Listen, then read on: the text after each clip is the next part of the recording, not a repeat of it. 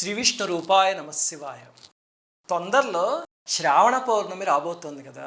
ఆ రోజు ఏం చేస్తారండి అని అడిగితే 190 మంది ఏముందండి రాఖీ కట్టించుకుంటాం లేకపోతే కడతామంటారు, అంతేనా? ఇంకొక కొంచెం మంది మాత్రం ఆ రోజు యజ్ఞోపవీతం మార్చుకుని వేదంలో ఏదో ఒక అనువాకాన్నో మాకు వేదంలో ఏది చేతనవుతుందో దాన్ని చదువుతామండి అని చెప్పి. ఇంతకీ ఆ రోజు ఎందుకు మార్చుకోవాలి యజ్ఞోపవీతం? ఆ రోజు ఎందుకు వేదంలో కొంచెమైనా చదవాలి? ఆ రోజు హయగ్రీవ జయంతి. హయగ్రీవ స్వామి జ్ఞానప్రదాత. అసలు ఆ స్వామి అనుగ్రహం పడిందంటే ఎంతటి జడుడైనా జ్ఞానవంతుడైపోతాడు. అసలు మధ్వ సాంప్రదాయంలో శ్రీపాద తీర్థులోనే ఒక మహనీయులు ఉండేవారు. ఆయన రాజసభలకు వెళ్ళి అక్కడ పండితులందరినీ ఓడించేస్తే వాళ్ళు ఏం చేశారంటే ఒక క్షుద్రశక్తిని ప్రయోగించి ఆయనకి వాగ్బంధనం చేశారు. చేసేసరికి ఆ మధ్వ సాంప్రదాయంలో అందరూ హయగ్రీవ ఉపాసకులు, మనకి తెలుసు కదా. దాంతో ఆయన హయగ్రీవ స్వామిని ప్రార్థిస్తే ఆ స్వామి వచ్చి ఆ వాగ్బంధనాన్ని భేదిస్తారు. అప్పుడు గంగా ప్రవాహంలాగా ఆయన వాక్ అలా వచ్చేస్తుంది శ్రీపాద తీర్థుల వారిది. అంటే ఆయన ప్రార్థిస్తే అద్భుతమైన వాగ్ధాటి వస్తుంది.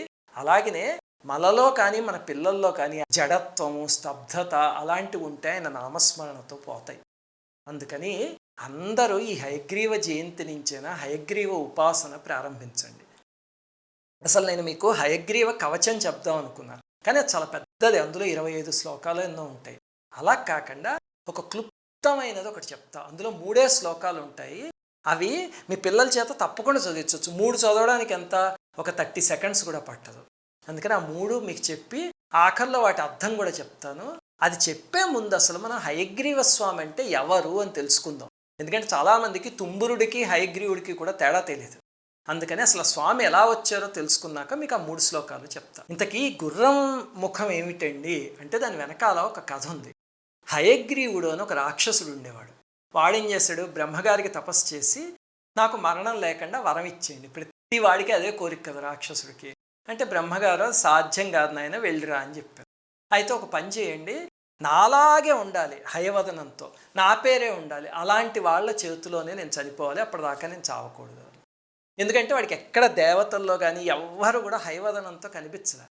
దాంతో ఆ కోరిక కోరుకుంటే ఆయన తథాస్తు అన్నారు. ఇంకేం చేశాడు, లోకకంటకుడు అయిపోయాడు. వీళ్ళందరినీ బాధ పెట్టడం. అప్పుడు వీళ్ళందరూ వెళ్ళి పరమేశ్వరుడికి మొరపెట్టుకున్నారు. మొరపెట్టుకునేసరికి ఆయన నారాయణుణ్ణి వేడుకోండి అని చెప్పారు. వీళ్ళు వెళ్ళేసరికి శ్రీ మహావిష్ణువు దేవదానవ యుద్ధం చేసి అలసిపోయి ఆ శారంగధను ఉంది కదా దాన్ని ఇక్కడ పెట్టుకుని ఆయన అలా నిద్రపోతున్నారు. అప్పుడు ఆయన ఎలా నిద్ర లేపాలి అని ఆలోచిస్తే పరమేశ్వరుడు ఒక ఉపాయం చెప్పారనమాట. వమ్రి అనే ఒక కీటకాన్ని తీసుకొచ్చి దాంతో ఆ వింటి నారిని కొరకమనండి, ఆ నారి తెగిందంటే టింగ్ అని చప్పుడు అవుతుంది కదా, అప్పుడు ఆయన లేస్తారు అని. అంటే సరే అనుకుని వాళ్ళు ఆ కీటకం చేత నారిని కొరికించారు. కొరికిస్తే ఏమైంది, ఆ ధనస్సు ఇలాగా బిగుతుగా ఉంటుంది కదా, ఉండి దానికి నారి ఉంటుంది. అది తెగ్గానే ఆ ధనస్సు ఆయన శిరస్సుకి తగిలి ఆ శిరస్సు ఎగిరి ఎక్కడ. అప్పుడు వెంటనే విశ్వకర్మని పిలిచి ఒక హయవదనం తీసుకొచ్చి ఆయనకి పెట్టించారు. గుర్రపు ముఖం అన్నమాట. పెట్టించితే మళ్ళీ ఆయనకి జీవం వచ్చి పైకి లేచారు. ఆయన హయగ్రీవుడు అని పిలిచారు. ఇంకేముంది, గుర్రపు ముఖం వచ్చింది, హయగ్రీవుడు అని వచ్చింది. వెంటనే వెళ్ళి వాడిని సంహరించారు స్వామి. అందుకోసం ఆయన నాటకం ఇదంతా. లేకపోతే ఆయన నిద్రపోవడం ఏమిటి, వీళ్ళు ఇది కొరికించడం ఏమిటి, ఇదంతా చిత్రంగా లేదు. ఇంతకీ ఇది బాగానే ఉందండి. మరి యజ్ఞోపవీతం, ఈ వేదాధ్యయనం ఇవన్నీ ఎందుకు ఆ రోజు అంటే, అసలు వేదాలంటే ఏమిటి అంటే సృష్టి అనే దానికి ఒక రిఫరెన్స్ మాన్యువల్. అంటే ఇప్పుడు మీరు టీవీ కొంటే టీవీతో పాటు ఒక మాన్యువల్ ఇస్తాడు. అది చూస్తేనే కదా మీకు టీవీ ఎలా ఆపరేట్ చేయాలో అర్థమవుతుంది. అలాగే ఈ సృష్టి మొత్తం వచ్చాక దాంతోపాటు వచ్చిన రిఫరెన్స్ మాన్యువల్ వేదాలు. ఈ సృష్టిని మనం ఎలా ఆపరేట్ చేయాలో వేదాన్ని అర్థం చేసుకుంటే కనుక తెలుస్తుంది. వేదం అర్థం చేసుకోవాలంటే ఎంతో ఉపాసన ఉండాలి. ఆ జ్ఞానాన్ని 2 రాక్షసులు అపహరిస్తారు. అపహరించేసరికి అప్పుడు హయగ్రీవ స్వామి వెళ్ళి వాళ్ళిద్దరిని సంహరించి మళ్ళీ ఆ వేద విజ్ఞానాన్ని తీసుకొచ్చి బ్రహ్మగారికి ఇచ్చి, నువ్వేమో వేదాధిపత్యం తీసుకో, అలాగనే విద్యాధిపత్యాన్ని సరస్వతికి ఇస్తున్నాను అని అమ్మవారికి అప్పగిస్తారు. అప్పటి నుంచే వాళ్ళిద్దరూ వాటికి అధిదేవతలు అయ్యారన్నమాట. ఇంతకీ ఏమిటండి కథలో అంతరార్థం అంటే, పోయిన జ్ఞానాన్ని తిరిగి ప్రసాదించే స్వరూపం హయగ్రీవ స్వరూపం. అలాగ వేదాలు పునరుద్ధరింపబడిన రోజు కాబట్టి ఈరోజు స్వామి పటం ముందు కూర్చుని వేదంలో ఒక్క మంత్రమైనా లేకపోతే మనకు వచ్చిన స్తోత్రమైనా ఏదైనా ఒకటి చదువుకుంటారు. ఇప్పుడు మీకు స్వామి గురించి చెప్పాను కాబట్టి ఆ హయవదనం గురించి ఇప్పుడు నేను చెప్పబోయే స్తోత్రం ఏమిటో చెప్తా. దాన్ని హయగ్రీవ సంపదా స్తోత్రం అంటారు. రోజు చదివిస్తే కనుక పిల్లల మేధస్సులో ఎంతో మార్పు చూస్తారు మీరు. వాళ్ళు చాలా అద్భుతంగా ఎదుగుతారు ఇవి చదివితే. జ్ఞానానందమయం దేవం నిర్మల స్ఫటికాకృతి ఆధారం సర్వ విద్యానాం హయగ్రీవముపాస్మహే. అంటేట ఆయన జ్ఞానం అంతా ఒక రూపం తీసుకుంటే అది ఆయన రూపం అంటాడు. ఎలా ఉంటాడంటేట నిర్మల స్ఫటికాకృతి. అంటే స్ఫటిక అంటే క్రిస్టల్ ఉంటుంది కదా, ఇంకా ఈ ధ్యాన శ్లోకంలో చెప్పలేము, ఇంకో దాంట్లో చెప్తారు. క్రిస్టల్ని బ్రేక్ చేస్తే ఒక రకమైన తెలుపు వస్తుంది. చూడండి, మీరు ఎప్పుడైనా ఏదైనా క్రిస్టల్ తీసుకుని విరగొట్టండి, తెల్లటి తెలుపు వస్తుంది. ఆ వర్ణంలో ఉంటారట స్వామి. ఆధారం సర్వ విద్యానం, అన్ని విద్యలు ఆయన అరచేతిలో ఉంటాయి. హయగ్రీవ హయగ్రీవ హయగ్రీవేతి వాదనం నరం ముంచంతి పాపాని దరిద్రమివ యోషిత. అంటే హయగ్రీవ హయగ్రీవ హయగ్రీవ అని స్మరిస్తేట ఆ నరుణ్ణి పాపాలు వదిలేసి వెళ్ళిపోతాయట. ఎలా వెళ్ళిపోతాయంటే, ఇప్పుడు ఒక వారకాంతి ఉందనుకోండి, ఒక వేశ్య ఎవడి వెనకాలో పడుతూ ఉంటుంది. వాడు వెనక్కి తిరిగి నా దగ్గర ఏం డబ్బులు లేవు అంటే, అమ్మో అయితే వద్దని చెప్పి వెంటనే వదిలేసి వెళ్ళిపోతుంది. చూడండి, అలాగే మనకి దరిద్రంలా పట్టిన పాపము స్వామిని తలుచుకోగానే బాబోయ్ వీడు మనవాడు కాదురా అని చెప్పేసి వదిలేసి వెళ్ళిపోతుంట పాపం. రెండవది హయగ్రీవ హయగ్రీవ హయగ్రీవేతి యో వదేత్ తస్య నిస్సరతే వాణి జహ్నుకన్యా ప్రవాహవత్. అంటే హయగ్రీవ హయగ్రీవ హయగ్రీవ అని ఎవరైతే రోజు ప్రార్థిస్తారో వాళ్ళ వాక్కు గంగా ప్రవాహం ఉంటుంది. చూడండి, అలా వచ్చేస్తుంటారు.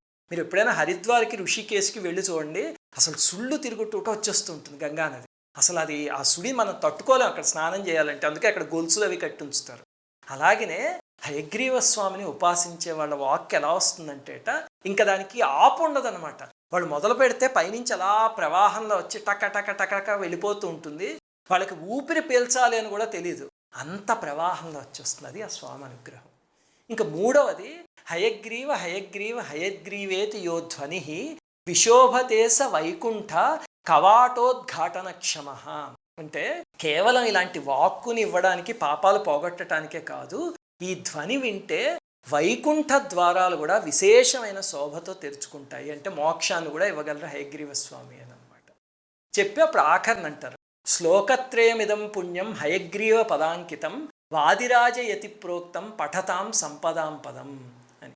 ఇదేమిటి అంటే వాదిరాజ తీర్థులోని ఒక మహనీయులు ఇచ్చారు.